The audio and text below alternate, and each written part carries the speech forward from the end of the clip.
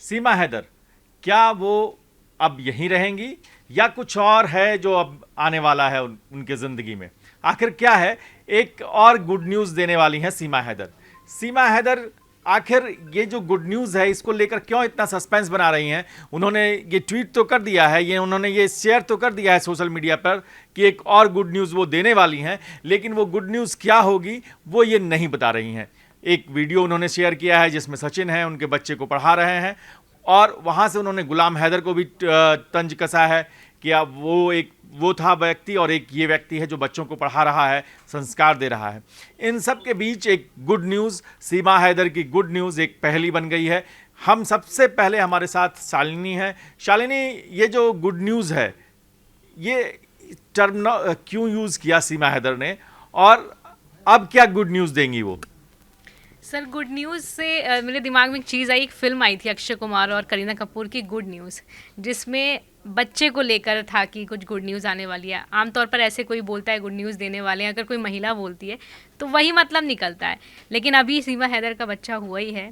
तो दूसरी good news क्या हो सकती है, ये एक बड़ा सवाल है, क्योंकि उनको हो सकता है कि मान्यता मिल जाए या यहाँ रहने का, क्योंकि जैसे कि पाकिस्तान का वीज़ा रद्द होने के बाद लोगों को भेजा गया था वापस, तो हो सकता है इससे रिलेटेड कोई गुड न्यूज़ हो, लेकिन हो सकता है कुछ और भी बात हो, नहीं बताएगा। ये जो कुछ और भी है गुड न्यूज़, ये गुड न्यूज़ होगी क्या? यही हम भी तलाशने की कोशिश कर रहे हैं कि वो गुड न्यूज़ है क्या।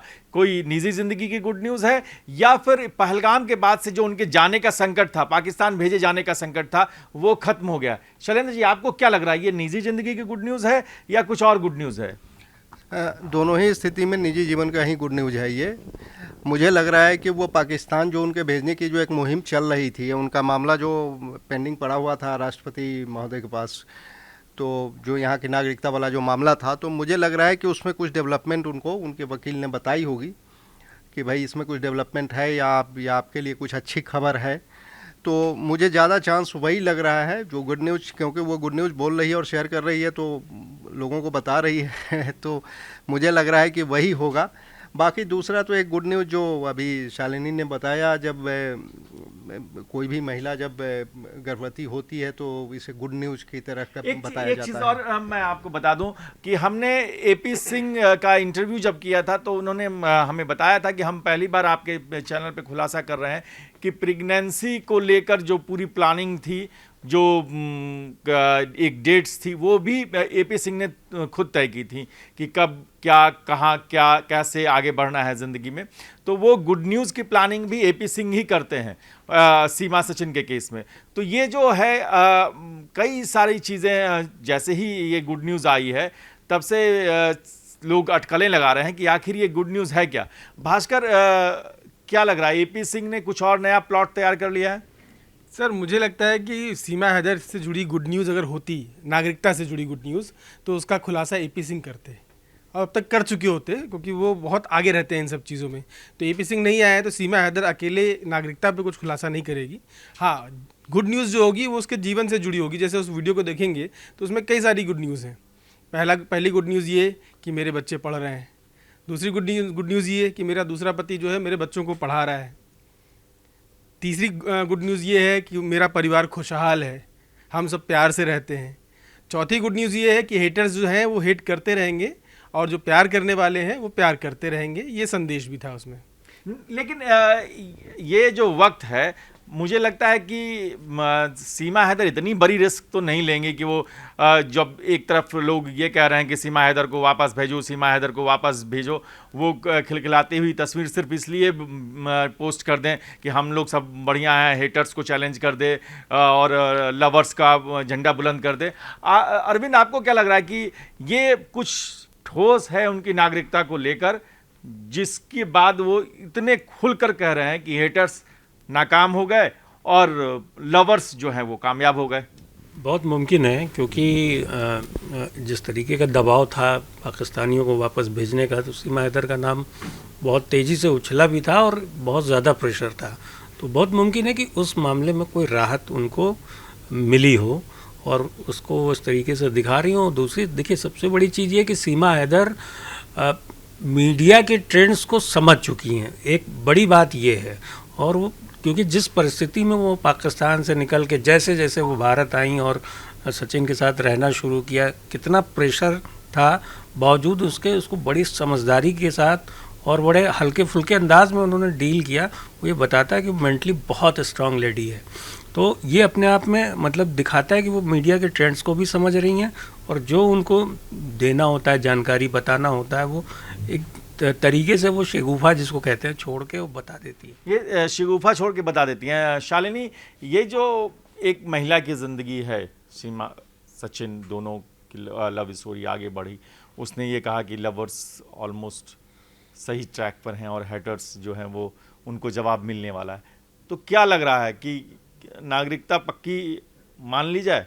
मुझे लग रहा है कि सर कुछ तो प्रोसेस में है, मतलब कहीं जब कोई चीज़ प्रोसेस में जाती है तो वो कुछ ना कुछ हिंट मिल जाता है कि मेरा काम होने वाला है या नहीं होने वाला है। हो सकता है नागरिकता वाली ही चीज़ हो, नहीं तो हो सकता है गुड न्यूज़ फिर से कुछ आने वाली हो, ये भी हो सकता है। वैसे भी एक बच्चा जो उनका हुआ है उसको सरकार ने मान्यता दी कि वो अब हिंदुस्तानी, कि वो हिंदुस्तान में पैदा हुआ।